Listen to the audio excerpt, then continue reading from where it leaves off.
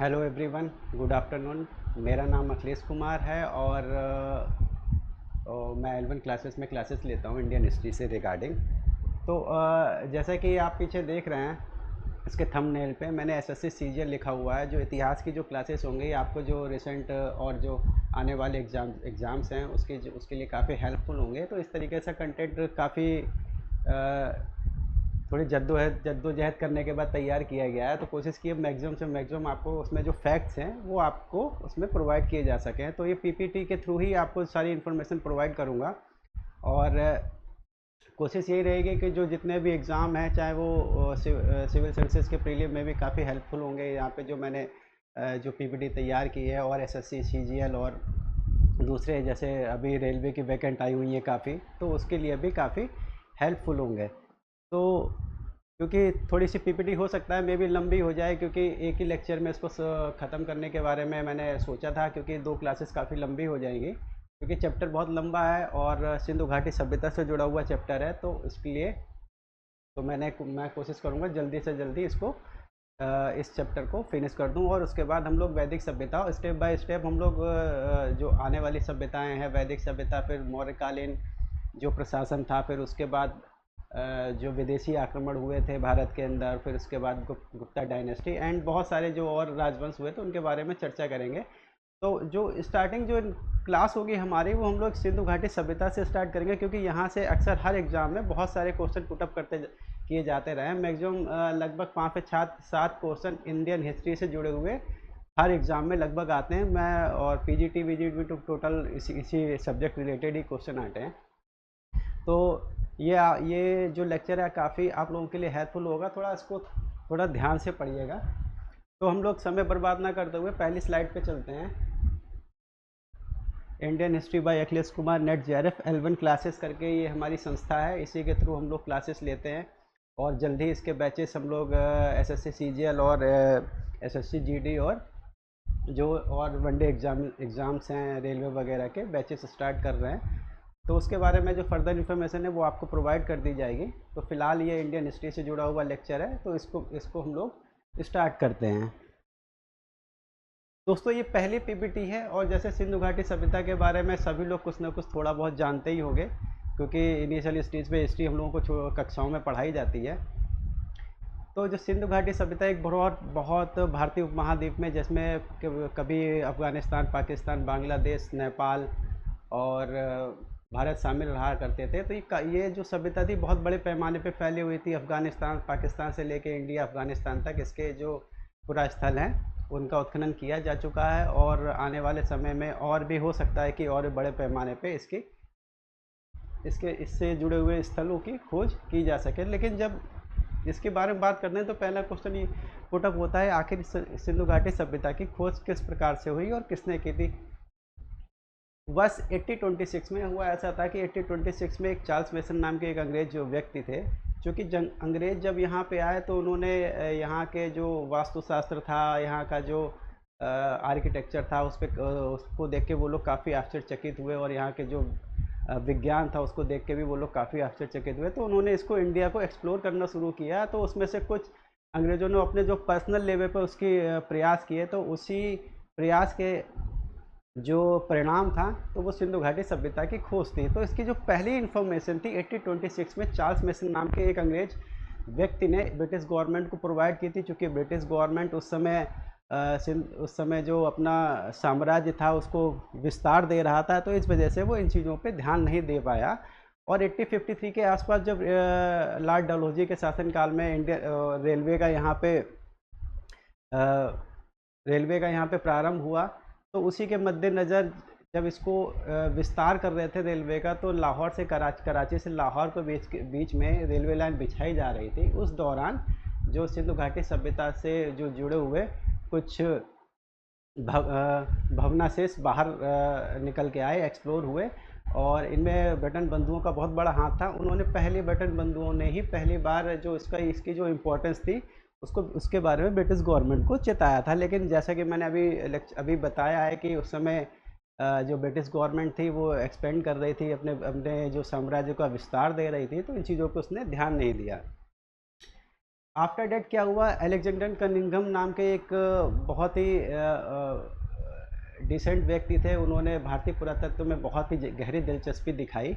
तो उन्हीं के प्रयासों से 1861 के आसपास लॉर्ड, उस समय लॉर्ड कैनिंग वायसराय हुआ करते थे, तो उन्हीं की मदद से इन्होंने भारतीय पुरातत्व विभाग की स्थापना की। और उन्होंने इंडियन हिस्ट्री के अंतर्गत आने वाले पुरा स्थल थे, प्राचीन भारत के अंतर्गत आने पुरा स्थल थे, और भी बहुत सारी चीज़ें थी, उनको एक्सप्लोर करना प्रारंभ किया। इस वजह से अलेक्जेंडर कनिंघम को भारतीय पुरातत्व विभाग का पितामह या पिता बोला जाता है। इस चीज़ को थोड़ा सा ध्यान रखिएगा, क्वेश्चन ये लोग इस तरीके का क्वेश्चन कभी कभी पुटअप कर देते हैं कि किस व्यक्ति को भारतीय पुरातत्व विभाग का पिता बोला जाता है या पितामह बोला जाता है। खैर, हम लोग आगे बढ़ते हैं सिंधु घाटी सभ्यता से। जैसा कि मैंने आपको बता दिया है कि 1826 में चार्ल्स मेसन ने इसकी फर्स्ट इन्फॉर्मेशन प्रोवाइड की थी। फिर 1856 में ब्रिटेन बंधुओं ने इसके बारे में जो पुख्ता सबूत और इसकी इम्पोर्टेंस जो थी वो ब्रिटिश गवर्नमेंट को प्रोवाइड की गई थी। ठीक है, ये दोस्तों एक पहली स्लाइड है, इसमें जो विभिन्न जो नगर हैं जिनका उत्खनन किया गया है उनकी पूरी एक लिस्ट दी हुई है, और वो नगर किन किन नदियों के किनारे स्थित थे उसकी लिस्ट दी हुई है, और किन किन लोगों ने इसको खोजा है और किन किन वर्षों में खोजा है, इसके बारे में भी इसमें पूरे चार्ट में दिया हुआ है। हालांकि इसमें 1 बाय 1 सिटी की चर्चा हम अगली स्लाइडों में धीरे धीरे करेंगे, लेकिन यहाँ पे एक चार्ट के थ्रू आपको बता दिया गया है ताकि आप लोग इसको समझने में दिक्कत ना हो। अब सिंधु घाटी जब सभ्यता के विस्तार की बात करेंगे तो इसकी अगली स्लाइड में चलते हैं हम लोग। तो सिंधु घाटी सभ्यता के जब विस्तार की बात करेंगे तो इसका जो विस्तार था लगभग त्रिभुजाकार आकार में था। वो मैं आपको एक मैप के थ्रू इसमें शो कर देता हूँ। ये मैप है सिंधु घाटी सभ्यता से जुड़ा हुआ, जिसमें बहुत से नगरों की खोज की जा चुकी, जैसे पाकिस्तान में भी बहुत से नगर हैं, इंडिया के अंदर बहुत से नगर हैं, और अफगानिस्तान में भी कुछ नगरों की खोज की गई है। तो आप लोग इसको जैसे मैप को अगर ध्यान से देखें तो ये त्रिभुजाकार लगभग आकार में ये फैला हुआ है। ठीक है,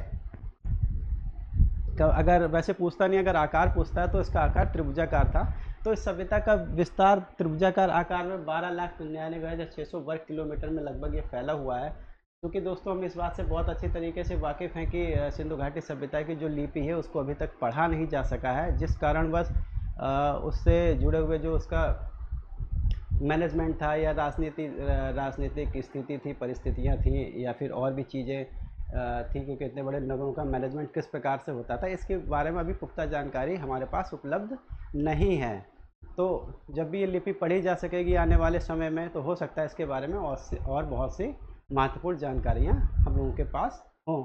तो हम लोग जब इसको देखते हैं, इसका जो उत्तर से दक्षिण को जब विस्तार देखते हैं, तो उसके उत्तर के सबसे आखिरी स्थल पे हम लोग देखते हैं मांडा, जो कि जम्मू कश्मीर में पड़ता है, चिनाब नदी के तट के किनारे स्थित है। और इसके बिल्कुल पश्चिम में दायमाबाद, इसके दक्षिण में दायमाबाद है। ये दोस्तों थोड़ा सा यहाँ पे गलत लिख गया है, ये दक्षिण है। ठीक है, तो इसके दक्षिण में दायमाबाद जो कि महाराष्ट्र में पड़ता है, गोदावरी की एक सहायक नदी है, प्रवरा नदी, उस नदी के किनारे स्थित है। और लगभग 1958 में वीपी वोपेडिरकर ने इसकी खोज की थी, और शायद एन देश पांडे ने 1997 के आसपास इसका उत्खनन प्रारंभ किया था। हो सकता है डेट में थोड़ा सा यहाँ पे मेंशन नहीं किया है, तो हो सकता है इसमें थोड़ा सा कन्फ्यूजन हो। कन्फ्यूजन फ़िलहाल है तो नहीं, लेकिन फिर भी मैं इसकी डेट चेक करके बता दूंगा। लेकिन ये जो डेट 1958 दी गई है, ये वीपी वोपेडिगर ने इसकी खोज की थी, ये बिल्कुल कंफर्म है, इसको बता दे रहा हूँ। और इसके पूर्वी स्थल पर जब हम देखते हैं, पूर्वी स्थल पे उत्तर प्रदेश का एक ज़िला पड़ता है मेरठ, उसी के अंतर्गत आलमगीरपुर नाम के एक स्थल है जो हिंडन नदी के किनारे स्थित है। और आप लोग जैसा कि जानते हैं, हिंडन जो नदी है यमुना नदी की सहायक नदी है। तो इसकी खोज 1958 में यज्ञदत्त शर्मा ने की थी। ये लगभग ये कह सकते हैं, ये समझ इसको जो पूर्वी स्थल है, ये जो सिंधु घाटी सभ्यता की जो डिक्लाइन स्थिति थी, जो उसका पराभव हुआ था, ये लगभग उसकी द्योतक है। उसके बारे में इससे पता चलता है कि सिंधु घाटी सभ्यता उस समय तक डिक्लाइन में आ चुकी थी। और इसका जो सबसे पश्चिमी स्थल है वो पाकिस्तान में पड़ता है। सुतकांगेडोर नाम का एक स्थल है, वो पाकिस्तान में पड़ता है। पाकिस्तान के दक्षिणी बलूचिस्तान में दास नदी के किनारे 1927 में ऑरेल स्टाइल ने इसकी खोज की थी। क्लियर है दोस्तों? ये जो सिंधु घाटी सभ्यता के विस्तार है, अक्सर यहाँ से क्वेश्चन पुटअप होते रहते हैं कि इसका उत्तरी बिंदु कौन सा है, दक्षिणी बिंदु कौन सा है, और पूर्वी और पश्चिमी बिंदु कौन सा है। ये मैप मैंने आपको बताया है, ठीक है। अब हम इसके नगरों की चर्चा करेंगे, क्योंकि यहाँ से बहुत से क्वेश्चन पुटअप होते रहते हैं। क्योंकि नगरों के बारे में जो हम चर्चा करेंगे तो बेहतर है कि इसके बारे में थोड़ी सी जानकारी उपलब्ध हो तो ज़्यादा बेहतर है, तो हमारे लिए चीज़ें समझना आसान हो जाएगा। जैसा कि मैंने आपको बताया था 1861 में पुरातत्व विभाग की स्थापना हुई थी, और 19 और अलेक्जेंडर कनिंघम के नेतृत्व में, और 1900 और वही इसके महानिदेशक, पहले महानिदेशक भी थे, लेकिन 1902 में लॉर्ड कर्जन के काल में जॉन मार्श इसके महानिदेशक बने। और जॉन मार्श के निर्देशन में ही दयाराम साहनी नाम के एक पुरातत्ववेत्ता ने हड़प्पा नाम के एक नगर की खोज की थी। और ये नगर जो पड़ता है लगभग 5 किलोमीटर दायरे में फैला हुआ है, और ये नगर पाकिस्तान के पंजाब प्रांत में मोंटगोमरी जिले में रावी नदी के बाएं तट पर स्थित है। दोस्तों इस पर थोड़ा फोकस कीजिएगा, ये मोंटगोमरी जिले के नदी के बाएं तट पर स्थित है। अक्सर ये क्वेश्चन पूछ लिया जाता है। और ये नगर लगभग दो हिस्सों में बटा हुआ है, एक पूर्वी टीला, एक पश्चिमी टीला। और जो पूर्वी टीला है उसको नगर टीला कहा जाता है, और जो पश्चिमी टीला है उसको दुर्ग टीला कहा जाता है। और ये जो हड़प्पा का दुर्ग जो है, जिसको पश्चिमी टीले के नाम से जानते हैं, ये लगभग एक सुरक्षा प्राचीर से घिरा हुआ है। और दुर्ग के इस टीले को जो नाम दिया गया है वो माउंट एबी नाम दिया है। दक्षिणी पश्चिमी टीला, जिसको दुर्ग टीले के नाम से जाना जाता है, इसको नाम माउंट एबी दिया गया है, ठीक है। अब यहाँ पे चर्चा करेंगे यहाँ से कौन कौन सी चीज़ें जो मिली हैं सिंधु घाटी सभ्यता से, जो बहुत इंपॉर्टेंस रखती है, जिसके बारे में क्वेश्चन पूछा जाता है। सबसे पहले तो यहाँ से एक बर्तन पे बना हुआ मछुआरे का चित्र बना हुआ है, ठीक है। शंख का बना हुआ एक बैल है, और पीतल से बना हुई एक इक्का गाड़ी है। ये क्वेश्चन दोस्तों पूछा जाता है, ठीक है। ईंटों के वृत्ताकार चबूतरे हैं। श्रमिक आवास बहुत इंपॉर्टेंट है, कई बार क्वेश्चन पुटअप किया जा चुका है कि सिंधु घाटी सभ्यता के किस स्थल से श्रमिक आवास के प्रमाण मिले हैं, ठीक है। आगे बढ़ते हैं दोस्तों, इसमें भट्टी मिली है। भट्टी, क्योंकि दोस्तों उस समय जो बहुत सी मूर्तियां जो पाषाण के साथ साथ जो कांस्य की मूर्तियां भी मिली हैं, तो उसके आधार पर यहाँ पे कहा जा सकता है, यहाँ पे धातु ढालने की जो विधि के बारे में जानकारी सिंधु घाटी सभ्यता को लोगों को प्राप्त थी, और वो लोग उससे बहुत से बर्तन भांडे भी बनाया करते थे, और आभूषण वगैरह भी वो लोग बनाते थे। भट्टी और धातु बनाने की मंजूसा, ठीक है। अन्नागार यहाँ पे प्राप्त हुआ है, यहाँ पे अन्नागार प्राप्त हुआ है। अन्नागार दोस्तों यहाँ पे 2 पंक्तियों में प्राप्त हुआ है, यानी कि टोटल इसकी 2 पंक्तियाँ हैं। 2 पंक्तियाँ मीन्स मतलब इसकी इस तरीके से पंक्तियाँ बनी हुई हैं, इस तरीके से, और हर पंक्ति में 6 1 2 3 4 5 6 इस तरीके से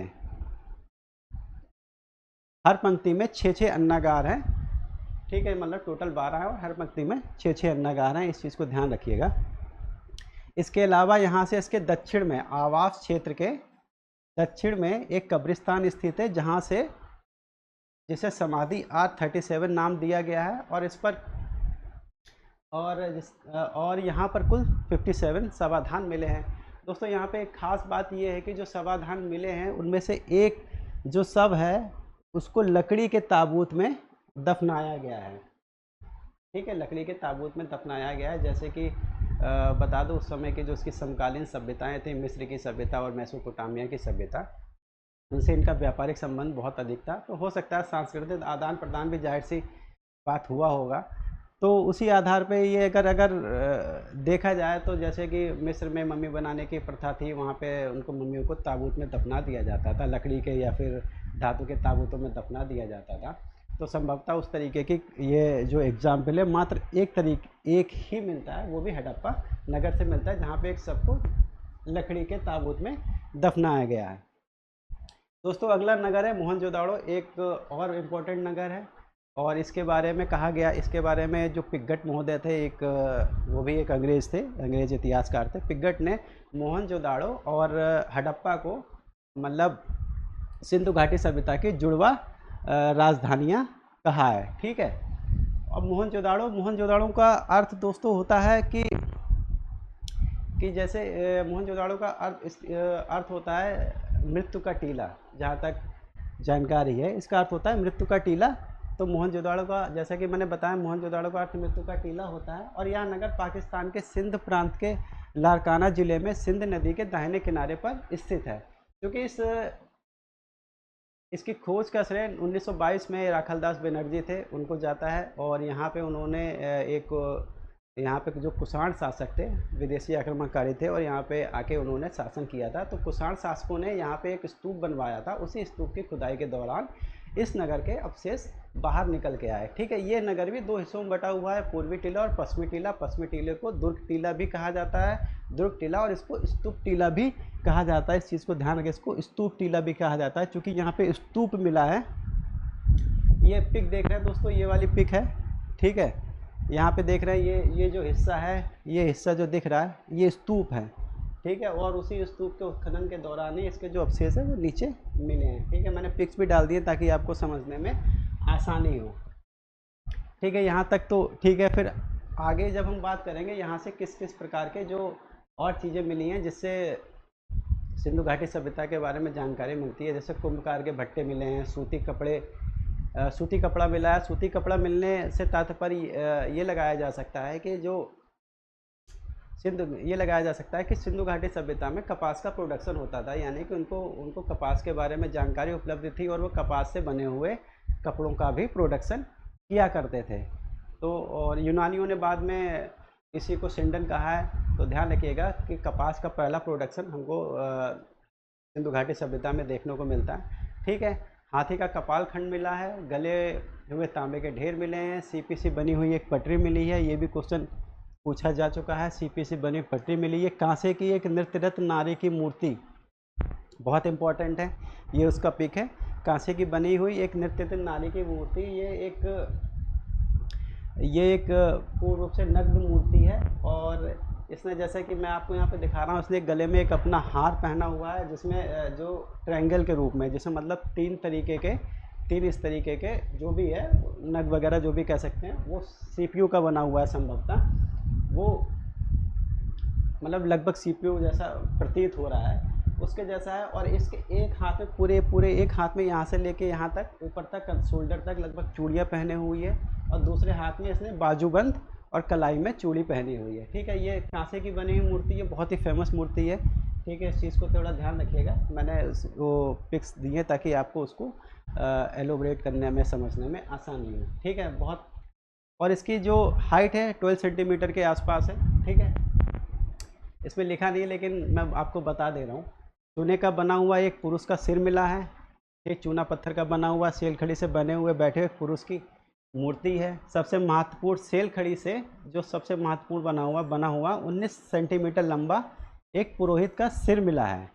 ठीक है, ये भी क्वेश्चन पूछा जा चुका है। एक पुरोहित का सिर मिला हुआ है और उसने लगभग शॉल ओढ़ रखा है, और यहाँ और उसकी दाढ़ी बहुत अच्छी तरीके से मेंटेन किए हुए है।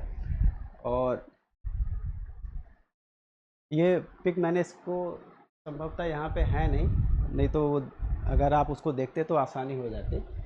और दूसरा ये है कि इसमें एक अन्नागार और विशाल स्नानागार भी मिले हैं, यानी कि अन्नागार और विशाल स्नानागार में मिले हैं। विशाल स्नानागार ये है। ठीक है, अन्नागार हड़प्पा और मोहनजोदड़ो दोनों से मिले हैं। तो इसमें जो सबसे इम्पोर्टेंट एक नृत्यकार, कांसे की नृत्यकार मूर्ति है, पुरोहित का सिर मिला है जो सबसे इम्पोर्टेंट है, 19 सेंटीमीटर लंबा, और विशाल स्नानागार है। दोस्तों, इसको ये जो स्नानागार आप देख रहे हैं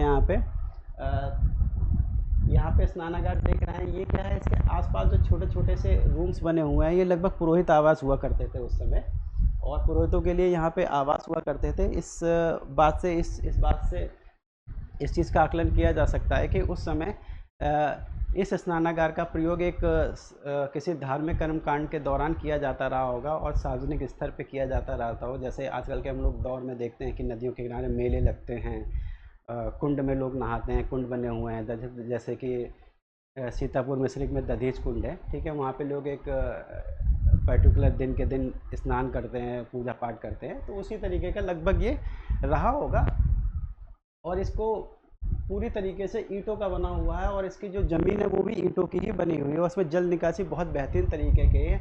और सिंधु घाटी सभ्यता के जो नगरों की जल निकासी जिस प्रकार से है और जिस प्रकार का उनका नगर नियोजन देखा जाता है, वो उसके समकालीन किसी और सभ्यता में हम लोग को देखने को नहीं मिलता। और दोस्तों इसकी जो लंबाई है वो इसको जब लंबाई में हम लोग देखेंगे, इस तरीके से लंबाई में देखेंगे, ये इसकी लंबाई लगभग 11.88 मीटर है और इसकी चौड़ाई लगभग 7.01 मीटर है। ठीक है दोस्तों, ये तो इसके जो उनके बारे में बात हो गई है। इसके अतिरिक्त सूती कपड़ा, ऊनी कपड़े मैंने आपको बता दिया है। कुबड़ वाले बैल की एक आकृति मिली है। जालीदार अलंकरण युक्त मिट्टी का एक बर्तन मिला। जालीदार अलंकरण युक्त में मतलब इस तरीके का कोई बर्तन है, इस तरीके का कोई बर्तन है, इसमें जालियां बनी हुई हैं इस तरीके की, मतलब उसमें जालियां बनी हुई हैं, उस तरीके का एक बर्तन मिला हुआ है। संभवतः उस समय धुआं करने के लिए या पूजा पाठ में यूज़ करने के लिए, जैसे आजकल के बहुत से आप जब देखते हैं धूप बत्ती जलाते हैं, एक पीतल का बर्तन होता है जो उसमें जालीदार बर्तन होता है, संभवतः उसका उस जिस तरीके का बर्तनों का लगभग उसको किस धार्मिक अनुष्ठानों में लगभग किया जाता है। इसको कोरिलेट कर रहा हूँ, ज़रूरी नहीं है ऐसा हो एक, क्योंकि अभी इस तरीके की लिपि नहीं पढ़ी जा सकती तो आकलन ही किए जा सकते हैं, तो इस चीज़ को थोड़ा सा ध्यान रखिएगा। मैं कोरिलेट कर रहा हूँ कि मिट्टी का बर्तन है ये, ठीक है। और शतरंज की छोटी छोटी गोटियाँ मिली हैं, ठीक। शतरंज की भी जननी सिंधु घाटी सभ्यता है, उस समय जो खेल था, यानी कि शतरंज की जननी भी सिंधु घाटी, शतरंज और कपास की जननी सिंधु घाटी सभ्यता को ही माना जाता है। इसके आगे बढ़ते हैं, पशुपति शिव की एक मूर्ति मिली है। एक और इम्पोर्टेंट, बार बार मतलब हर एग्ज़ाम में बार बार जहाँ जहाँ पे आपको ये ब्लैक दिखा रहा है, ये बार बार क्वेश्चन जो हो ना पुटअप किए जाते हैं, किसी ना किसी एग्ज़ाम में पूछे जरूर जाते हैं, ठीक है। तो उसमें पशुपति शिव की एक मूर्ति मिली है, ठीक है। इसके बारे में चर्चा करेंगे, चूँकि जॉन मार्स ने एक मुद्रा है उसके ऊपर पशुपति शिव की आकृति लगी हुई है, और जॉन मार्स ने ही इसको पशुपति शिव के समतुल्य मान को इस मुद्रा पे जो व्यक्ति है उसको पशुपति शिव कहा, तो उन्हीं के आधार पर वो फिर पशुपति मुद्रा बोला जाने लगा है। ये दोस्तों पशुपति मुद्रा है, ठीक है। इसमें जैसे कि आप देख सकते हैं, हालांकि लिखा हुआ है फिर भी मैं उसको सिर्फ डिस्क्राइब कर देता हूँ, वो पढ़ के आपको बाद में बता दूंगा। यहाँ पे एक व्यक्ति है, ठीक है। व्यक्ति ने एक सींग वाला मुकुट पहन रखा है, इस तरीके से सींग वाला मुकुट पहन रखा है, और उसके दोनों हाथों में चूड़ियाँ हैं, ठीक है। इसके जैसे दोनों हाथों में चूड़ियाँ हैं, और इसकी दाहिनी तरफ हाथी और बाघ है, और इसके जो बाईं तरफ हम देखते हैं गैंडा और भैंसा है, और नीचे 2 हिरन है, ठीक है।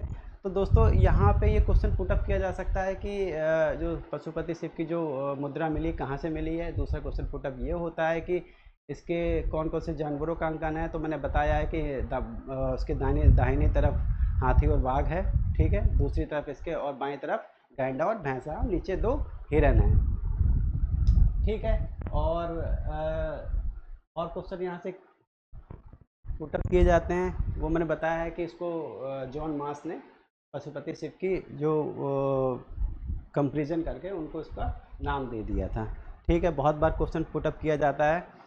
और हाँ, एक बात और, इसके 3 मुख हैं, त्रिमुखी है ये, एक ये मुख है, एक ये है, एक ये। बहुत यहाँ पे क्लियर नहीं दिख रहा होगा, लेकिन जब आप इसको थोड़ा सा बड़ी स्क्रीन पे देखेंगे तो क्लियर आपको दिखेगा, ठीक है।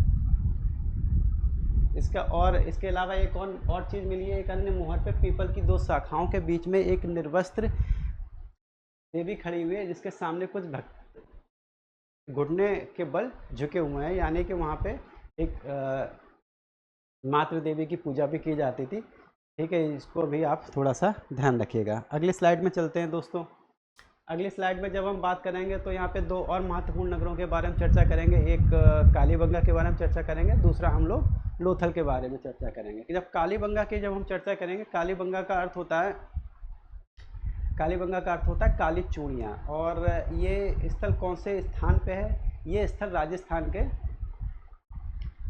राजस्थान के गंगा नगर जिले के हनुमानगढ़ में घग्गर नदी के तट पर स्थित है। और उसका इस उत्खनन जो है वीबी लाल और वीके थापड़ ने किया था, ठीक है। इसमें दोस्तों जो क्वेश्चन पुटअप होते हैं वो बताता हूँ कि मतलब कहाँ पे पाया गया, कहाँ पे स्थित है, ठीक है। दूसरा इसका उत्खनन किसने किया था? बीबी लाल और बीके थापड़ ने 1961 में किया था। ठीक है, और इसकी जो खोज थी वो अमलानंद घोष द्वारा की गई थी। ठीक है, यहाँ पे मोहनजोदड़ो और हड़प्पा की तरह यहाँ मोहनजोदड़ो हड़प्पा की तरह यहाँ भी जो नगर था वो सुरक्षा प्राचीर से घिरा हुआ, लेकिन यहाँ पे खास बात ये थी कि यहाँ पे नगर और दुर्ग दोनों एक ही सुरक्षा प्राचीर से घिरे हुए हैं।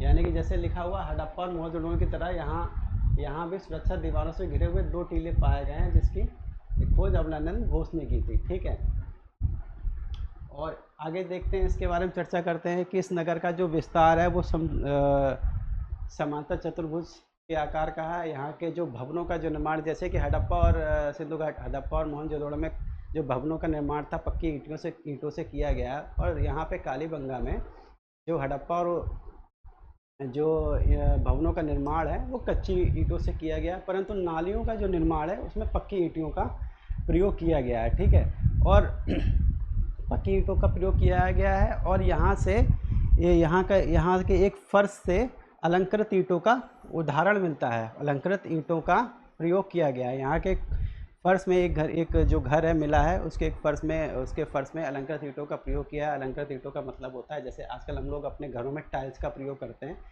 ठीक है, ठीक वैसा ही है। ठीक है, ये अभी तक एकमात्र उदाहरण है जो किसी भी सिंधु घाटी सभ्यता के स्थल से प्राप्त हुआ है। इसके अलावा यहाँ से अग्नि वेदिकाएँ मिली हैं। अग्नि वेदिकाएँ आप लोग जानते हैं, हवन कुंड जिसको हम लोग बोलते हैं, यानी कि वहाँ पे धार्मिक अनुष्ठान हुआ करते थे, हवन कुंड भी थे। जुते हुए खेत के साक्ष्य मिले हैं, और जुते हुए खेत के साक्ष्य मिलने के साथ वहाँ पे 2 फसलें उगाने के भी साक्ष्य मिले हैं। ठीक है, ये यहाँ से यही क्वेश्चन बहुत पुटअप होता है, अग्नि वेदिकाओं के साक्ष्य कहाँ से मिले हैं, और फर्श पर अलंकृत ईंटों का साक्ष्य कहाँ से, अलंकृत ईंटों से बना हुआ फर्श कहाँ से मिला है, और 2 फसलों के प्रमाण कहाँ से मिले हैं, खेत और भूकंप के प्रमाण कहाँ से मिले हैं, जुते हुए खेत का प्रमाण कहाँ से मिला हुआ है। ठीक है, और इसके अलावा जो एक इसमें पॉइंट है, इसमें एक बच्चे का कपाल मिला है, जो एक बच्चे के कपाल मतलब खोपड़ी मिली है, जिसमें 6 छेद हैं। इसमें 6 छेद किए गए हैं। इससे प्रतीत होता है किसी मेडिकल रिसर्च का वो ऑब्जेक्ट रहा होगा, और उसके ऊपर शोध किया गया होगा, या किसी मस्तिष्क शोध या मस्तिष्क की बीमारी के साक्ष्य भी मिलते हैं। खैर, ये कालीबंगा से रिलेटेड ये इन्फॉर्मेशन है। इसके बाद जब अगले नगर की चर्चा करेंगे वो है लोथल। एक और इम्पोर्टेंट नगर है जहाँ से अक्सर क्वेश्चन पुटअप किए जाते हैं। और यहाँ पे क्या है, यह जो नगर है गुजरात के अहमदाबाद ज़िले में भोगवा नदी के किनारे स्थित है, और इसकी जो खोज की थी और इसका जो उत्खनन किया था 1954-55 में रंगनाथ राव द्वारा किया गया था। और दोस्तों, ये जो लोथल पड़ता है ये खंबात की खाड़ी में पड़ता है, ये भी ध्यान रखिएगा, ये अक्सर क्वेश्चन पूछ लेते हैं कहाँ पे पड़ता है, खंबात की खाड़ी में। ठीक है, नदी ध्यान रखिएगा, भोगवा नदी पड़ती है। खाड़ी कौन सी पड़ती है? खंबात की खाड़ी। किसने किया था? रंगनाथ राव ने किया था उत्खनन। इसकी खोज उत्खनन रंगनाथ राव ने किया था। ठीक है, आगे जो यहाँ से क्या क्या मिला है, यहाँ से बहुत इंपॉर्टेंट चीज़ें मिली हैं। जो सबसे इम्पोर्टेंट है वहाँ से एक गोदीवाड़ा मिला है, गोदीवाड़ा डॉकयार्ड। यानी कि जैसा कि मैंने अभी इसी लेक्चर में बताया है कि वहाँ सिंधु घाटी सभ्यता की जो समकालीन सभ्यताएं थी, मिस्र की सभ्यता और मेसोपोटामिया की सभ्यता, वहाँ से व्यापारिक संबंध इनके बहुत प्रांगण थे, काफ़ी आदान प्रदान होता था चीज़ों का एक्सचेंज लेवल पे, विनिमय के आधार पे। तो ये एक जो लोथल था एक व्यापारिक नगर था, जो जहाँ से चीज़ों का आयात और निर्यात किया जाता। तो यहाँ पे एक डॉकयार्ड मिला है जो इस बात का प्रमाण है कि ये एक व्यापारिक नगर हुआ करता था। तो विशिष्ट प्रकार के मृतभांड मिले, फारस की जो मूर्तियाँ हैं, जो दूसरी सभ्यता है फारस मेसोपोटामिया की सभ्यता, वहाँ के मोहर हैं। ठीक है, घोड़े के मृण मूर्तियाँ मिली हैं। अग्नि वेदिकाएँ दोस्तों यहाँ से भी मिली है। ठीक है, नाव की आकार की एक मोहर मिली है। ओके, लकड़ी का एक अन्नागार मिला है, लकड़ी का अन्नागार। ठीक है, लकड़ी का अन्नागार यहाँ के अलावा कहीं और से नहीं मिला है, यहाँ से सिर्फ लकड़ी का अन्नागार मिला है। इसके अलावा मोहनजोदड़ो और हड़प्पा से भी अन्नागार मिले हैं, लेकिन वो ईंटों के बने हुए थे, और वो अन्नागार जाहिर सी बात है वो लोग भंडारण के लिए, चीज़ों के भंडारण के लिए उसका प्रयोग करते थे। अन्न पीसने की एक चक्की मिली है, हाथी दांत का पैमाना मिला है यहाँ से, और एक और इम्पोर्टेंट दिशा मापक यंत्र, जिसको हम लोग कंपास आज की तारीख में बोलते हैं। तो दिशा मापक यंत्र जैसा एक यंत्र यहाँ पे मिला है, उसको इतिहासकारों ने उसकी जो तुलना है दिशा मापक यंत्र से की है। तो इस चीज़ को भी ध्यान रखिएगा, यहाँ से दिशा मापक यंत्र मिला है। धान के भी यहाँ से अवशेष मिले हैं लोथल से, ठीक है। लोथल और रंगपुर दो ऐसी जगह हैं जहाँ से धान के लगभग अवशेष मिले हैं। इसके अलावा किसी और स्थलों से धान के बहुत अधिक अवशेष अभी तक इन्फॉर्मेशन नहीं है, लेकिन पूरी तरीके से कंफर्म अभी तक नहीं किया जा सकता है कि वहाँ पे धान की जो पैदावार हुआ करती थी या नहीं। इस तरीके से अभी बहुत अधिक क्लियरिटी नहीं है इस मैटर में, ठीक है। आटा पीसने के दो पार्ट जो एकमात्र उदाहरण है वो यहीं से मिले हैं। आटा पीसने की जो, जैसे मैंने कहा बताया कि चक्की मिली है तो आटा पीसने के उसमें दो पार्ट भी होंगे, जाहिर सी बात है, ठीक है। इसके अलावा 3 युग्मित समाधान है। 3 युग्मित समाधान मतलब एक साथ 3 जो शव है उनको दफनाया गया है। इसके अलावा एक युग्मित समाधान है जिसमें स्त्री और पुरुष को एक साथ दफनाया गया है, ठीक है दोस्तों। चलिए आगे बढ़ते हैं। आगे दो और नगर है, रोपड़ और रंगपुर। और रोपड़ है रोपड़ पंजाब में पड़ता है, ठीक है, और सतलुज नदी के बाएं तट पर स्थित है। 1950 में बीबी लाल ने इसकी खोज की थी और 1953-56 के आसपास जगदत्त शर्मा द्वारा इसका उत्खनन किया गया था। यहाँ पे एक क्वेश्चन ये बनता है, जो मेरे ख्याल से क्वेश्चन किसी शायद सिविल सर्जन पूछा भी गया है या फिर हो सकता है टीजीटी पीजीटी पूछा गया हो, कि भारत की आज़ादी के बाद सिंधु घाटी से सभ्यता से जुड़ा हुआ किस स्थल का प्रथम बार उत्खनन हुआ, यानी कि जो फ्रीडम मिली थी उसके तुरंत बाद, तो वो रोपड़ है 1953-56। यहाँ पे शवों को अंडाकार गड्ढों में दफनाया गया है। मतलब गड्ढे इस तरीके से बनाए, अंडाकार गड्ढे थे लगभग इस तरीके से। अंडे का आकार तो आप लोग सभी लोग जानते ही होंगे, कुछ इस तरीके के अंडाकार गड्ढों में शवों को दफनाया गया है। और मनुष्य के साथ, ये क्वेश्चन पुटअप किया जाता है, मनुष्य के साथ एक दफनाने में उसके कुत्ते का भी साक्ष्य मिला है, यानी कि मनुष्य के साथ उसके पालतू कुत्ते को भी दफनाया गया है। बहुत गहरा संबंध रहा होगा, जाहिर सी बात है। और चूँकि हम लोग जानते हैं कि जो कुत्ते हैं, और आजकल के कल्चर में देखते हैं हम लोग घरों घरों में कुत्ते पले हुए हैं। कुछ लोग कुत्तों से नफरत भी करते हैं, लेकिन उनको जानकर ये आश्चर्य होगा, जब मनुष्य की जो जीवन शैली थी या जब उसका जीवन प्रारंभ हुआ था, जब वो एक विकास की प्रक्रिया से चलकर मानवीय प्रक्रिया में आया था, तो उसके जो सबसे प्राचीन सहचर थे वो कुत्ते ही थे। अगर कहा जाए कि सबसे पहला पालतू जानवर था वो उसका लगभग कुत्ता ही था। तो ये उनका समझ लीजिए, उनके साथ साथ उनके विकास की भूमिका में इसका बहुत बड़ा योगदान रहा है। खैर इस पर हम लोग चर्चा नहीं करेंगे और हम लोग आगे बढ़ते हैं।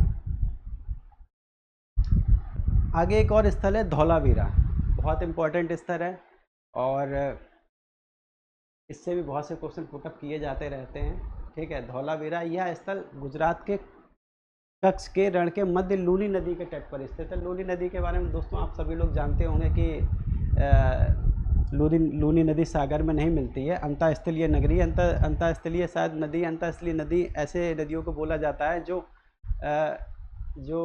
किसी दलदली क्षेत्र या फिर रेगिस्तानी क्षेत्र में जाके विलुप्त हो जाती है, मतलब समुद्र में नहीं मिलती या फिर किसी और नदी से नहीं मिलती इस प्रकार से, ठीक है। यह स्थल गुजरात के कच्छ के रण के मध्य लूनी नदी के तट पर स्थित है, ठीक है। इसका प्रसार मनहर और मानसर नालों के बीच में हुआ है, इस पे भी थोड़ा सा फोकस कीजिएगा। और 1960 में इसकी जो फर्स्ट इंफॉर्मेशन थी वो शंभुदान गढ़वी द्वारा जो प्रोवाइड की गई थी, और शंभुदान गढ़वी वहीं के एक लोकल निवासी थे, उन्होंने इसकी इंफॉर्मेशन दी थी। लेकिन 1968 में इसकी जो खोज है उसका श्रेय जगपति जोशी को दिया जाता है तथा इसका उत्खनन रविंद्र सिंह बिष्ट द्वारा किया गया। आर.एस. बिष्ट ने इसका उत्खनन किया था, ठीक है। अब इस नगर के जो इंफ्रा था और उसकी चीज़ें थी उसके बारे में चर्चा कर लेते हैं। जैसे यह नगर 3 भागों में विभक्त है। यह एकमात्र नगर है जिसको 3 भागों में विभक्त किया। जैसे अभी तक हमने जिन नगरों के लगभग 2 ही भागों में विभक्त थे, पूर्वी टीला और दक्षिणी टीला। पूर्वी टीले को नगर टीला कहते थे, दक्षिणी टीले को दुर्ग टीला कहा जाता था। यह नगर लगभग 3 भागों में विभक्त है। ठीक है, उत्तर में मध्य भाग है जिसको पूर्व कहा गया है, तीसरा भाग जिसे निचला शहर कहा गया है या अवम शहर की संज्ञा दी गई है, तथा मुख्य शहर जिसे गढ़ कहा गया है। मुख्य शहर जिसे गढ़ कहा गया है। यह शहर लगभग 1000 वर्षों तक जीवित रहा है। इस शहर की खासियत रही है कि ये शहर कई बार बिगड़ा है और कई बार बना है। संभवतः इस शहर के लोग काफ़ी अमीर रहे होंगे या फिर फाइनेंशियली काफ़ी मजबूत रहे होंगे, जो बिगड़ने के बाद इस शहर को वो तुरंत खड़ा कर लेते थे, बिल्कुल जापानियों की तरह। जलाशयों की विशाल श्रृंखला यहाँ मिली है। जलाशयों की विशाल श्रृंखला यहाँ मिली है जहाँ से उनके जल संग्रहण के साक्ष्य मिलते हैं। जलाशयों की बहुत बड़ी श्रृंखला यहाँ से मिली है जहाँ से इस बात की जानकारी मिलती है कि वो लोग जल का संग्रहण किया करते थे, यानी कि वाटर वेस्टिंग पे वो लोग मतलब जो वाटर की वेस्टिंग थी वो लोग बिल्कुल नहीं किया करते थे और जल को संग्रह करके उसको जो फर्दर यूज़ था, जो भविष्य के यूज़ के लिए वो लोग उसको संरक्षित रखते थे। जैसा कि मैंने पहले बताया कि सिंधु घाटी सभ्यता के लोग प्राकृतिक पूजक थे, तो प्रकृति की हर चीज़ को संजो कर रखते थे।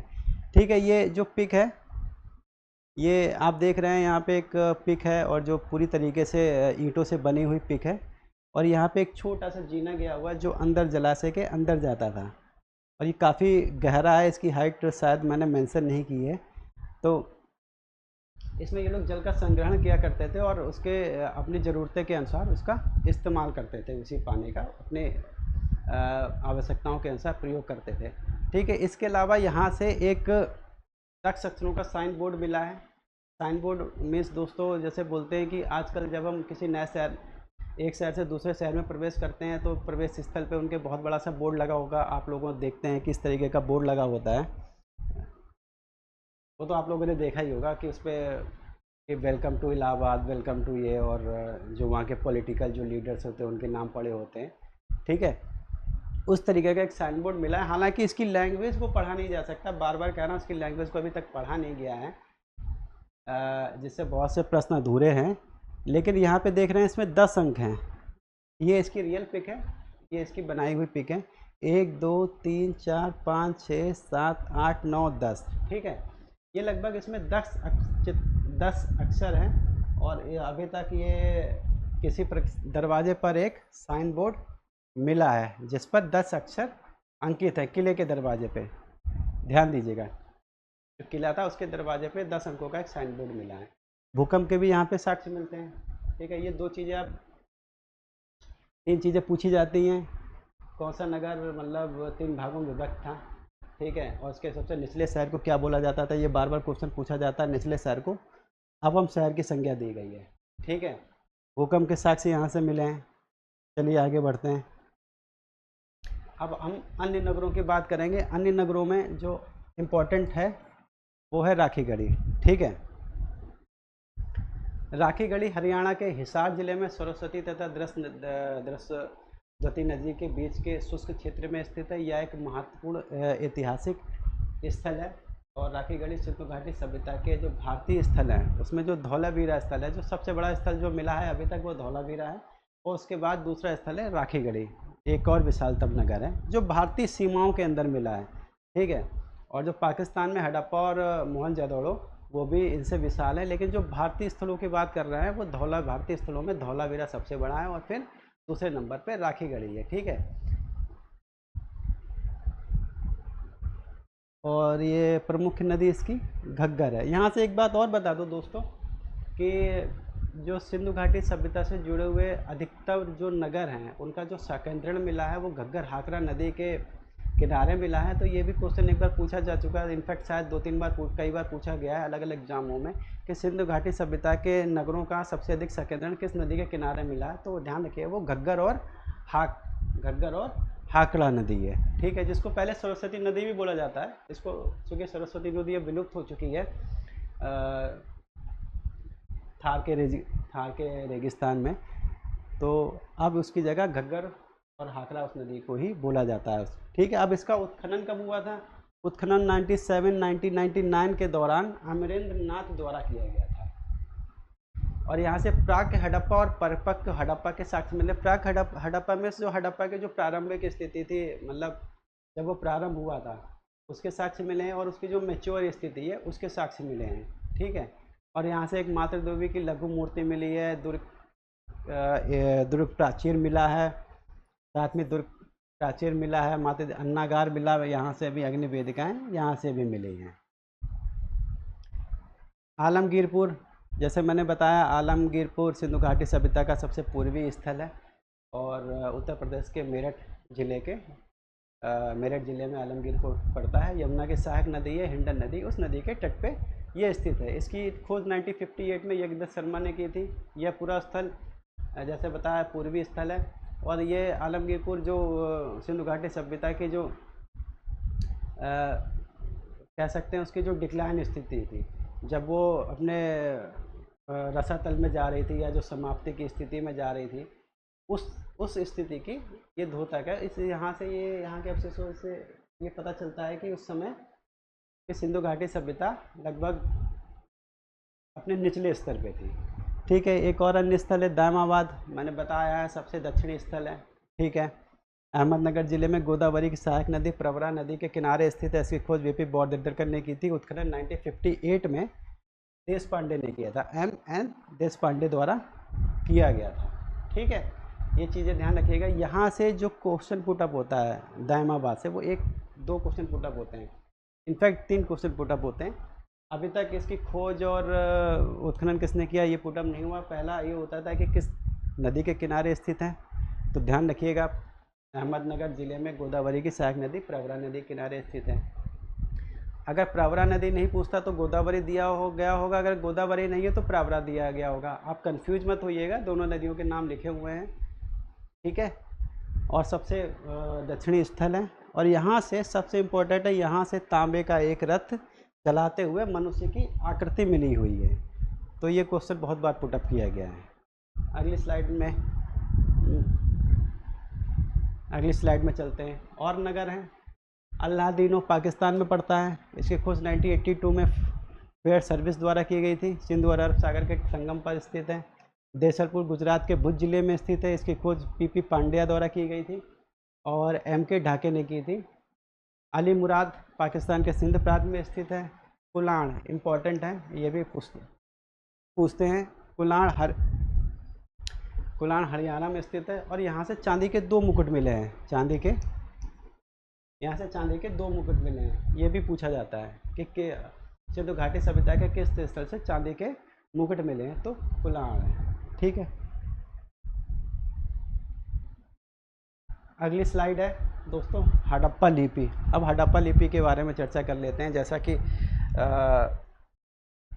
मैंने काफ़ी बार अभी आपको बताया है एक लेक्चर में ही कि जो सिंधु घाटी की हड़प्पा लिपि है वो अभी तक पढ़ी नहीं गई है, और ये जो लिपि है इसका जो लिखने का जो तरीका था वो चित्रात्मक लिपि है, मतलब उसके जो चित्र बना के उसकी लिपि का बनाया गया है, लेकिन उसको अभी तक पढ़ा नहीं जा सका है। कई इतिहासकारों ने इस पर अभी करंट में उनका नाम याद नहीं आ रहा है मुझे, उन्होंने इस तरीके के दावे किए थे कि उन्होंने इसको पढ़ लिया है, लेकिन वो दावे अभी तक मतलब कह सकते हैं अधूरे हैं। तो फाइनली ये कहा जा सकता है हड़प्पा लिपि को अभी तक पढ़ा नहीं जा सका है, जिसकी वजह से हड़प्पा लिपि हड़प्पा सभ्यता के बारे में और जो जानकारियाँ हैं उसके विस्तार से लेके उसके मैनेजमेंट को लेके कि उसकी शासन प्रशासन व्यवस्था किस तरीके से लोग मैनेज करते थे, क्योंकि अभी तक वहाँ पे किसी राजस्व व्यवस्था, राजतंत्र व्यवस्था, मैनेजमेंट की जानकारी उपलब्ध नहीं हुई है। लेकिन जिस तरीके से ये सभ्यता इतने बड़े क्षेत्र में विस्तृत थी, तो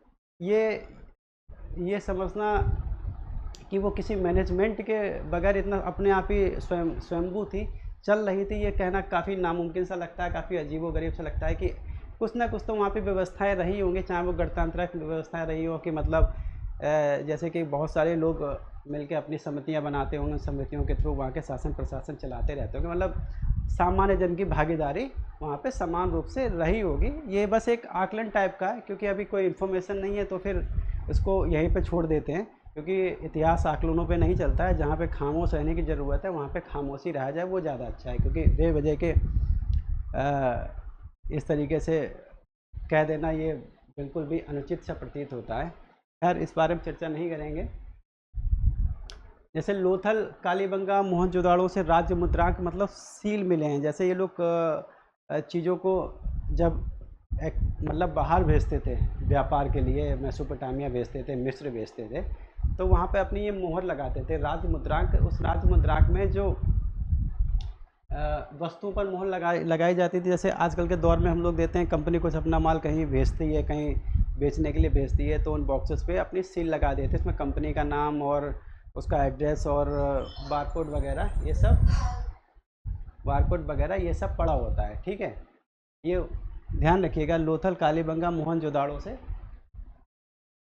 सेकंड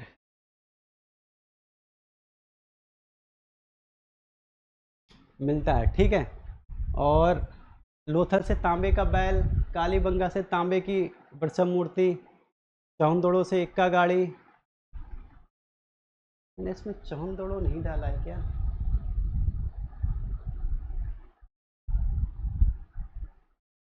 एक सेकंड, इसमें एक और नजर गया है क्या? मोहनजोदड़ो, कालीबंगा, लोथल, मोहनजोदड़ो।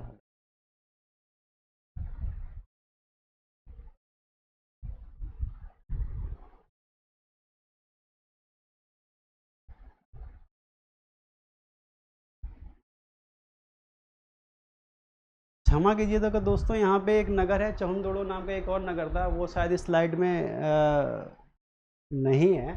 उसके बारे में आपको ऐसे बता देता हूँ। चौंदोड़ो एक व्यापारिक स्थल था, कह सकते हैं एक शिल्पियों का स्थल था।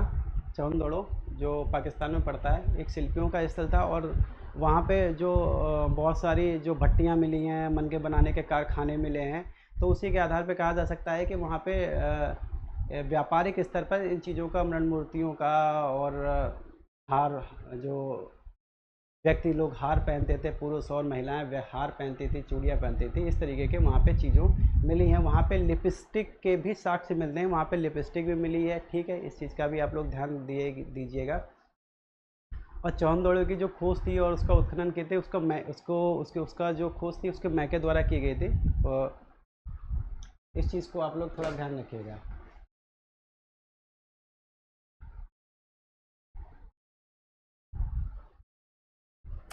इसकी खोज दोस्तों सर्वप्रथम गोपाल मजूमदार ने की थी लगभग 1931 में, और उत्खनन इसका मैके द्वारा किया गया था। और यहाँ से जो पूरी सिंधु घाटी सभ्यता में एकमात्र स्थल यही है जहाँ से वर्गाकार जो ईंटें हैं, वर्गाकार ईंटें यहाँ से मिली हैं। ठीक है, इसके अलावा यहाँ चौंदोड़ो में बहुत अधिक इम्पोर्टेंट नहीं है।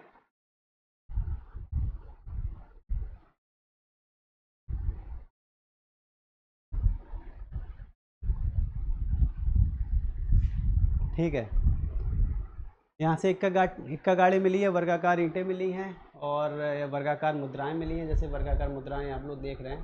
ठीक है, मुद्राएं हैं। वो एक स्लाइड हो सकता है किसी वजह से मिस हो गई हो, ध्यान ना दिया हो, तो मैंने आपको बता दिया। 1931 में गोपाल मजूमदार ने इसकी खोज की थी, मैके द्वारा इसकी उत्खनन किया गया था। और ये एक शिल्पियों का स्थल था, व्यापारिक स्थल था। यहाँ पे बहुत अधिक लेवल पर प्रोडक्शन होता था, कह सकते हैं कि औद्योगिक शहर था। इसको हम लोग औद्योगिक शहर की अगर संज्ञा दें तो अनुचित नहीं होगा। ठीक है,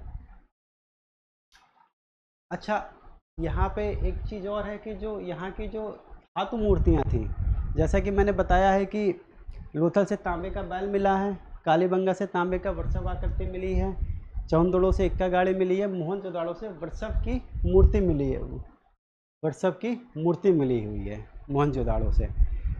और ठीक है, ये सब धातुओं से बने हुए थे। ठीक है, और धातु से बनाने की जो विधि थी, जो धातु से जो मूर्तियाँ बनाते थे, उसकी जो विधि थी उसको मधुच्छिष्ट विधि कहा जाता था। मधुच्छिष्ट या फिर जिसको मोम विधि भी कहते हैं हम लोग, मोम विधि भी कहते हैं। आखिर ये किस तरीके से बनाई जाती थी वो भी आपको बता देता हूँ। मधुच्छिष्ट विधि क्या होती है? ठीक है, इसमें करते क्या करते थे, मोम पहले वो लोग मोम की एक आकृति बनाया करते थे। मोम की उन्होंने एक आकृति बना ली, जिस जानवर का या जिस चीज़ के भी उन्हें आकृति चाहिए होती थी, वो पहले एक मोम की आकृति बनाते थे। फिर उस मोम की आकृति पे मिट्टी की मोटी सी परत चढ़ा देकर, मिट्टी की जो मोटी सी परत थी उस मोम की आकृति पे चढ़ा देते थे। उसके बाद उस मोम की मिट्टी को, उस मोम की मूर्ति को पका लिया करते थे, और उसके मोम की जो मूर्ति थी उसके नीचे एक छोटा सा छेद कर देते थे। अब जब उसको पकाते थे तो जैसा कि हम लोग जानते हैं कि दोस्त मोम पिघलता है, ठीक है। अब वो पकाने पे मोम पिघल के नीचे, मोम पिघल के उस मूर्ति से बाहर निकल जाता था, और फिर वो मूर्ति की जो आकृति थी मिट्टी के रूप में, वो हमें प्राप्त हो जाते थे। फिर उसके बाद इस जो मिट्टी की आकृति प्राप्त होती थी, इसका प्रयोग हम लोग धातु की मूर्तियाँ बनाने में किया करते हैं। यानी कि अब हमारे पास एक आकृति तैयार हो गई है, फिर उस आकृति का प्रयोग हम लोग धातु की मूर्तियाँ बनाने में किया करते थे, ठीक है। मतलब जैसे मिट्टी की मूर्ति मिल गई, फिर उसके ऊपर धातु की परत चढ़ा दी, और फिर उसको टेम्परेचर पे उसको एक आकार दे दिया, और इस प्रकार से एक धातु की मूर्ति तैयार हो गई, ठीक है। और जो मिट्टी की मूर्तियाँ थी चिकोही पद्धति से बनती थी। मिट्टी की मूर्तियाँ चिकोही पद्धति संभवतः हाथ से बनाई जाने वाली मूर्तियाँ थी, और उसको बाद में पका लिया जाता था। और हड़प्पा लिपि और मोहरें, हड़प्पा लिपि में 64 मूल चिन्ह मिले हैं, ठीक है। और अभी तक जैसा कि मैंने बताया है कि हड़प्पा लिपि जो मुख्य रूप से चित्रात्मक लिपि है, इसमें 64 मूल चिन्ह मिले हैं, और 250 से 400 के लगभग अक्षर मिले हैं। यह लिपि एक चित्रात्मक लिपि है। यह दाहिनी ओर से बाईं ओर लिखी जाती थी, परंतु अभी तक इसे पढ़ा नहीं जा सका, जिसे मैं बार बार कह रहा हूँ। मोहरें सेलखड़ी से निर्मित होती थी। पूछा जाता है क्वेश्चन, किस चीज़ से बनी होती थी? सेलखड़ी से, जिनका आकार मुख्यतः बेलनाकार, वर्गाकार, आयताकार, वृत्ताकार होता था। और अभी तक वर्गाकार जो मोहरें हैं सबसे अधिक प्राप्त की गई है, ये फिक्स पड़ी हुई हैं। ज़्यादातर जो आपको देख रही होंगी मूर्तें, वो सब दिख रही होंगी मूर्तें, जो मोहरें हैं वो सब वर्गाकार है। उसमें अलग अलग मतलब जानवरों के चिन्ह हैं, किसी पे वृषभ का है, किसी पे हिरन का है, किसी बैल का, लेकिन इसमें ज़्यादातर जो सिक्कों पे जो मूर्तियां हैं वो एक श्रृंगी बैल की आकृति सबसे अधिक है। जैसा कि आप ये देख रहे हैं, ये बैल की आकृति है, और ये यहाँ पे कुछ लिखा हुआ है लिपि में, चित्रात्मक लिपि में कुछ लिखा हुआ है। ये देखिए, एक सींग है, एक श्रृंगी सींग है, ये बैल की आकृति है। और ये क्या है, ये इसके बारे में मुझे नहीं पता ये क्या चीज़ है, और संभवतः ये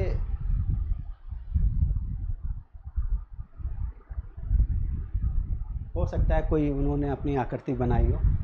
भैया जब कुछ लिपि पढ़ाई नहीं जा सकती तो इसमें क्या हम लोग आकलन करें।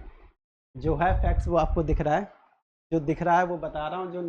जो दिख रहा है, जिसके बारे में जानकारी नहीं है, वो भी बताना मेरे लिए नामुमकिन है, क्योंकि कोई जानकारी उपलब्ध नहीं है आखिर ये चीज़ है क्या, ठीक है। ये श्रृंगी बैल है, एक सींग बना हुआ है। एक श्रृंगी बैल का मतलब एक सींग है और बैल है, ठीक है। बैल के ऊपर भी देख रहे हैं आप लोग आकृति बनी हुई है, ये देखिए, ठीक है।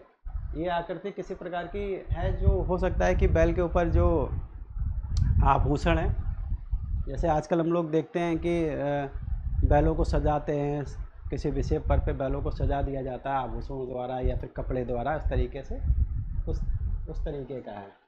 और जैसे कि मैंने यहाँ पे लिखा है, संक्षिप्त लेख है एक श्रृंगी, और इसमें जो है, जो अब तक सबसे बड़ा जो लेख मिला है वो लगभग 17 अक्षरों का एक लेख है, जो सबसे बड़ा लेख है, ठीक है। इसमें एक श्रृंगी सांड की आकृति सर्वाधिक पाई गई है। इस पे भी है एक श्रृंगी, इस पे भी है, इस पे भी है, इस पे भी है, इस पे भी है, और इस पे भी है, इस पे भी है, इस पे भी है। मतलब ज़्यादातर पे एक श्रृंगी बैल की आकृतियाँ ही हैं। आगे आते हैं व्यापार पे, ठीक है। तो जैसे कि मैंने आपको दोस्तों बताया कि सिंधु घाटी सभ्यता का जो व्यापार था, उस समय की समकालीन सभ्यताएं थी, मेसोपोटामिया, मिस्र की सभ्यता से इनका व्यापार काफ़ी बड़े स्तर पे होता था। और इसके साक्ष्य हमें कई जगहों से मिलते हैं, जैसे कि लोथल से मिलता है। मैंने पिछली स्लाइड में जो एक स्लाइड थी जो शहरों की चर्चा कर रहे थे, हमने बताया था लोथल में फारस की 2 मोहरें मिली हैं। इसी बात से अंदाज़ा लगाया जा सकता था कि चीज़ों का इंपोर्ट और एक्सपोर्ट होता था, यानी कि हमारे उनसे व्यापारिक संबंध थे, ठीक है। ये तो क्लियर हो गई। और जो व्यापार होता था वो विनिमय प्रणाली के आधार पे होता था, मतलब गिव एंड टेक, तुम हमें कुछ दो बदले में हम भी तुम्हें कुछ देंगे, इस तरीके से। और इनका व्यापार अफगानिस्तान, ईरान, मध्य एशिया के साथ था। मेसोपोटामिया से प्राप्त मोहरें और अभिलेखों से मैलहुआ, बहुत क्वेश्चन पुटअप किया जाता है ये मैलहुआ, ठीक है। ये इसका तात्पर्य जो मेसोपोटामियन जो अभिलेख हैं उसमें मैलुआ शब्द का बहुत प्रयोग किया गया है। मैलुआ का जो शाब्दिक अर्थ है, जो तात्पर्य है, वो सिंधु घाटी सभ्यता से लगाया जाता है। इसका तात्पर्य सिंधु घाटी सभ्यता से है। तिलमुन और मगन नाम के एक व्यापारिक केंद्र थे जो मैलुआ मेसोपोटामिया के बीच स्थित थे, और ये लोग एक बिचौलिए की स्थिति, लगभग एक बिचौलिए की स्थिति निभाते थे। खासतौर से इसमें जो दिलमुन है, ठीक है, इसकी जो पहचान है बहरीन द्वीप से की गई है, ठीक है। दिलमुन की पहचान है बहरीन द्वीप से की गई है कि मतलब यहाँ से जो चीज़ें जाती थी, दिलमुन बंदरगाह उतरती थी, ठीक है, वो लोग उसको परचेज़ करते थे, वहाँ से वो लोग किसी दूसरी जगह पे उसको एक्सपोर्ट कर देते थे, वहाँ से उसको ऊंची कीमतों पे उसको एक्सपोर्ट करते थे। जैसे आजकल की व्यापार व्यवस्था है कि यहाँ से हम किसी एक मार्केट से, इसको शायद कुछ बोलते हैं, मुझे शायद उसका नाम याद, उस फाइनेंशियल टर्म में उसको बोलते हैं, कुछ याद नहीं आ पा रहा है। जैसे एक मार्केट से हम लोग किसी चीज़ को सस्ते दामों पे उठाते हैं, ठीक है, मैं बिचौलिए की भूमिका में हो गया, किसी एक मार्केट से सस्ते दाम पे उठा दिया, किसी दूसरे मार्केट में उसको उससे ज़्यादा की कीमत में बेच दिया, यानी कि मुझे इतने का प्रॉफिट हो गया। 10 रुपये की चीज़ उठाई मैंने और दूसरे मार्केट में जाके 15 रुपये की बेच दी, मैं 15 रुपये का प्रॉफिट कमा लिया, ठीक है। और मैंने चीज़ कितने में ख़रीदी थी? 10 रुपये में, ठीक है। इस तरीके का ये मार्केट हुआ करता था, बिचौलिए की भूमिका में था बहरीन द्वीप। और दिलमुन का जो तात्पर्य है वो बहरीन द्वीप से बहुत बार क्वेश्चन पुटअप किया गया है। एक और था मगन, इसकी पहचान फारस की खाड़ी में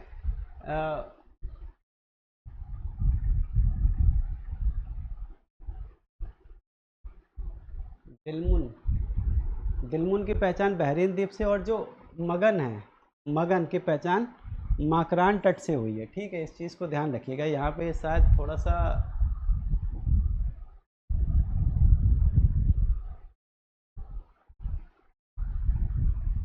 हाँ, ठीक है,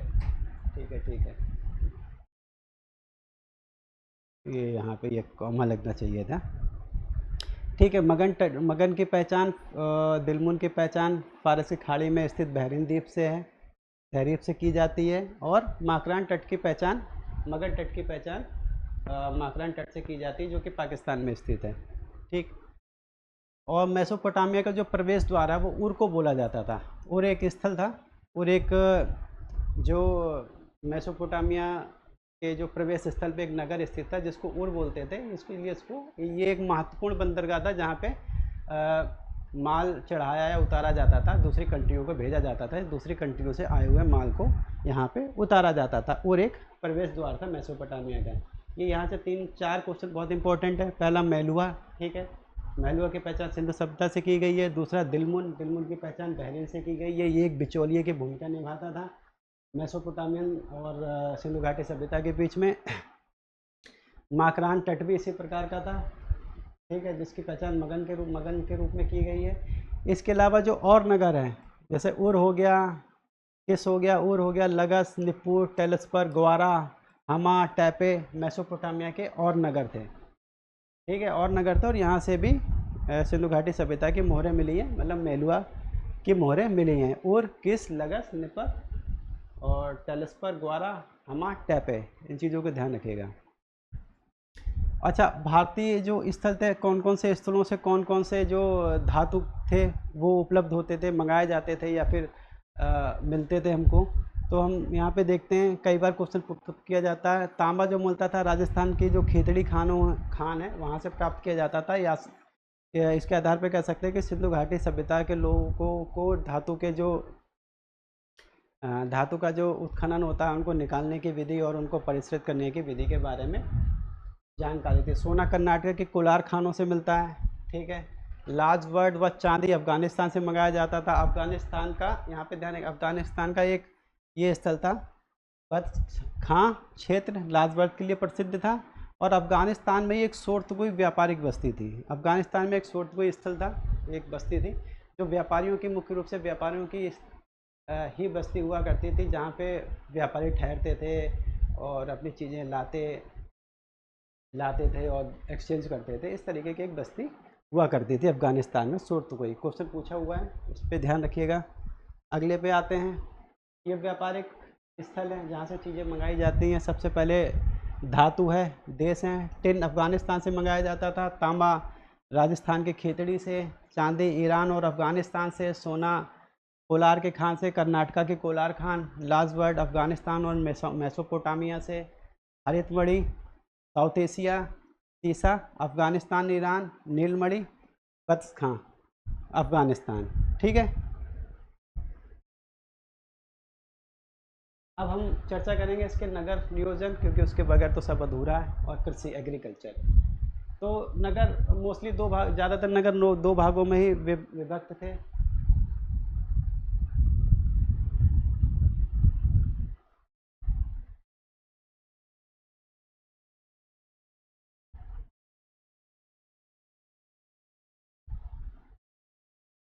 नगर दो भागों में, ज़्यादातर नगर दो भागों में ही विभक्त थे, पूर्वी टीला तथा पश्चिमी टीला। पूर्वी टीले में नगर क्षेत्र अवस्थित था और पश्चिमी टीले दुर्ग टीले में विभाजित होता था। ठीक है, आवास के प्रमाण मिले। पश्चिमी टीले में दुर्ग या गढ़ी के साक्ष्य मिले हैं। लोथल और सोतकोटदा में दुर्ग और नगर क्षेत्र दोनों ही एक ही रक्षा प्राचीर से घिरे हुए हैं। ठीक है,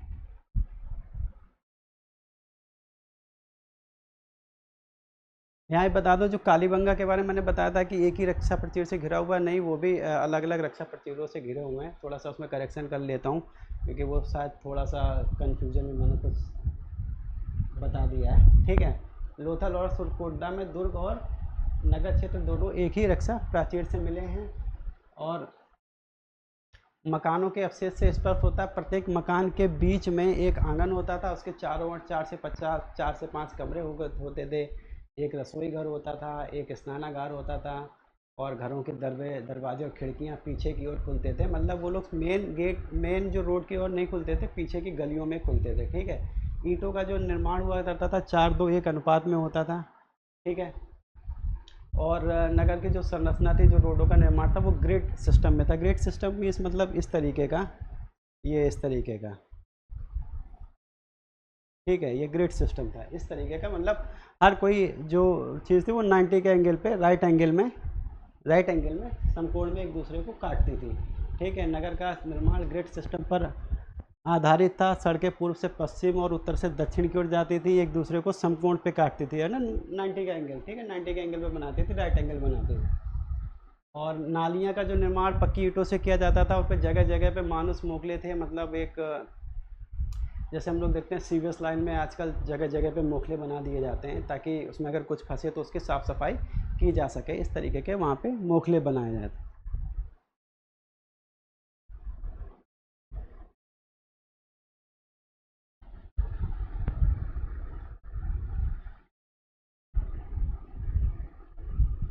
खैर, ये एग्रीकल्चर है। एग्रीकल्चर में बहुत अधिक नहीं है। सिंधु घाटी सभ्यता में मुख्यतः जो गेहूं और जौ से खेती, मुख्यतः जो फसलें उगाई जाती हैं गेहूं और जौ की थी। अभी तक जो फसलें हैं वो लगभग 9 फसलों के बारे में जानकारी उपलब्ध हुई है। लोथल से खुदाई में धान तथा बाजरे खेती के साक्ष्य मिले हैं।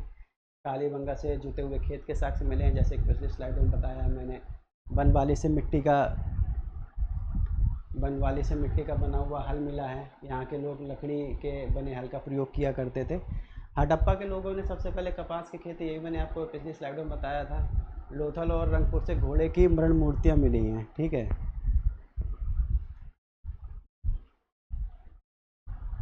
लोथल और रंगपुर से घोड़े की मृण मूर्तियाँ मिली और सुटकोटदा से घोड़े के अस्थि पंजर मिले हैं।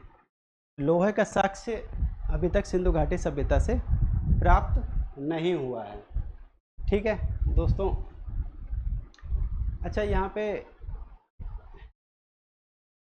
सुटकोटदा के बारे में क्या, एक सेकंड किएगा, नगरों के बारे में देख लेते हैं। अन्य नगर कोटदा के बारे में चर्चा नहीं की है क्या?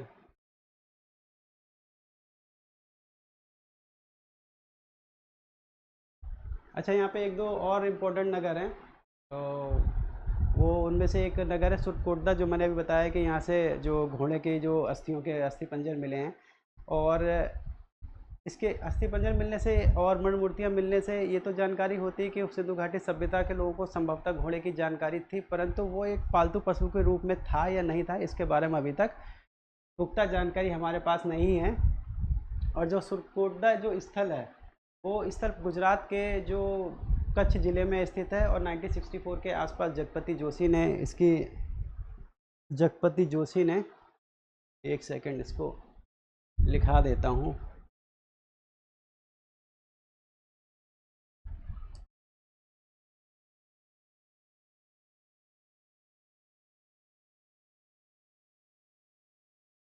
ठीक ठीक है, खोज इसकी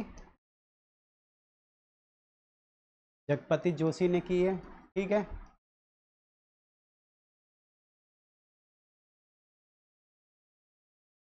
नाइनटीन 64 में। ठीक है, 1964 में इसकी खोज जगपति जोशी ने की थी और यह गुजरात के कच्छ ज़िले में स्थित है।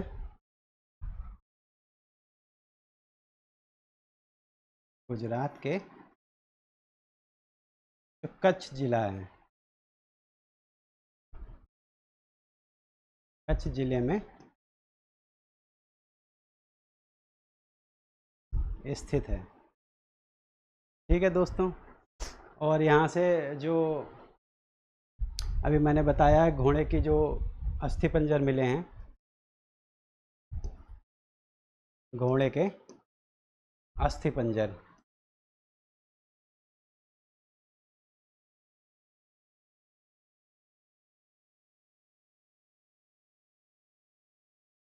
ठीक है, यहाँ से घोड़े के अस्थि पंजर मिले हैं।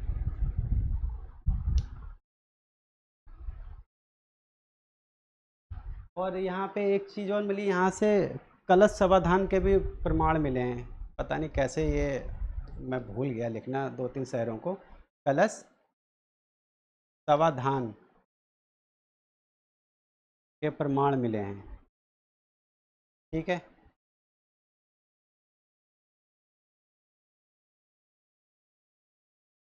इसके अलावा एक और नगर था बनवाली। तो बनवाली हरियाणा के हिसार ज़िले में स्थित एक नगर, हरियाणा के हिसार ज़िले में स्थित है एक नगर है, जहाँ पे लगभग 2 संस्कृतियों की अवस्थाओं के अवशेष मिलते हैं। और इसकी जो स्थल की खोज सबसे पहले 1973-74 में रविंद्र सिंह बिष्ट द्वारा की गई थी। और बनवाली से जैसे मैंने बताया कि यहाँ से मिट्टी के बने हुए हल मिले हैं। और यहाँ से जो जो कह सकते हैं कि जो ड्रेनेज सिस्टम था, जो सिंधु घाटी सभ्यता के और जो स्थलों में प्राप्त होता है, वो ड्रेनेज सिस्टम बनवाली से नहीं देखने को मिलता है। और ना ही यहाँ पे सड़कें एक दूसरे को समकोण पे काटती हैं। ठीक है, ये इसके बारे में है। और लास्ट में क्या रह गया,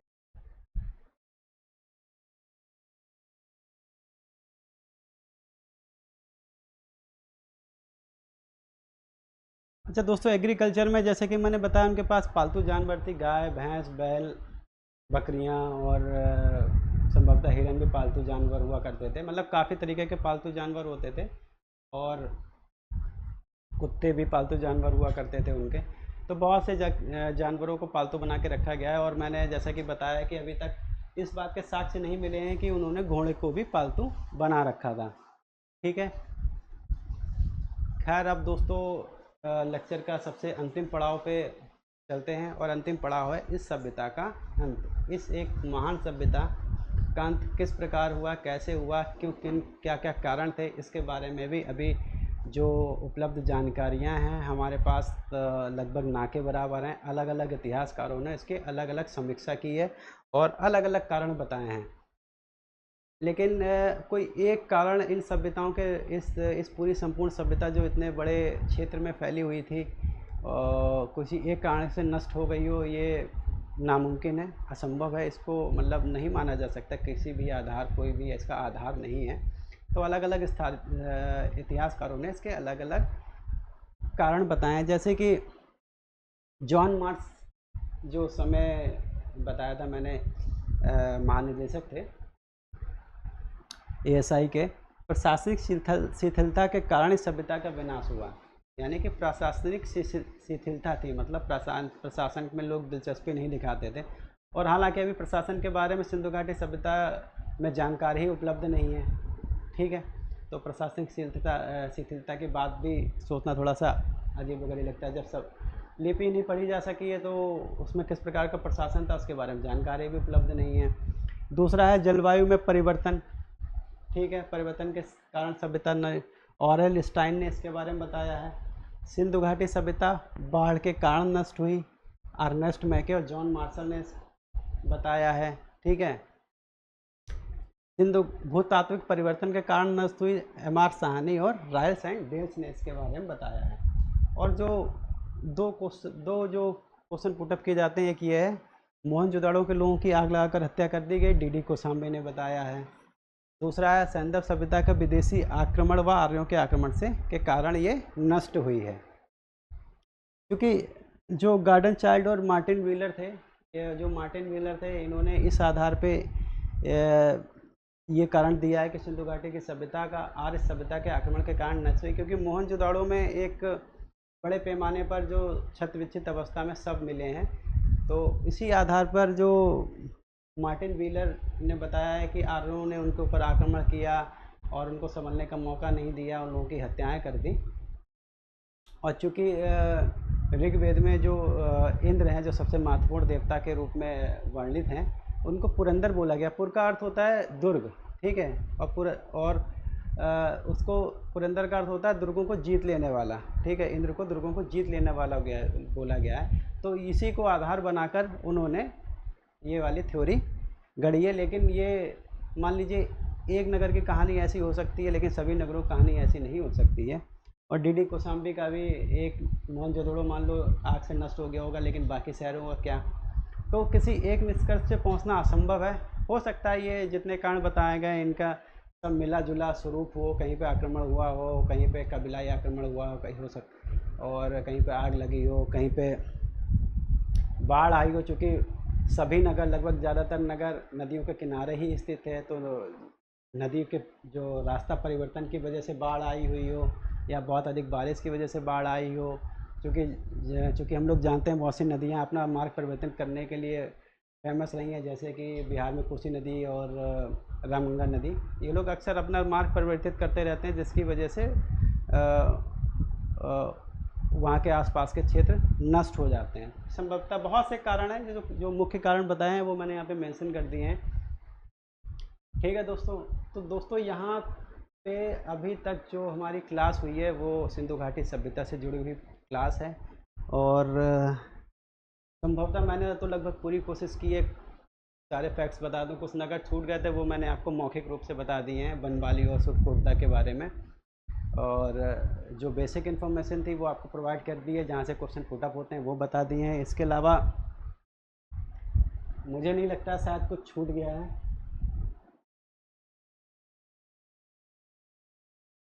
यहाँ पे एक चीज़ और ध्यान रखिएगा, ये ग्रिड सिस्टम जो है ना, ग्रिड सिस्टम मैंने बताया ना, ये ग्रिड सिस्टम है, ठीक है।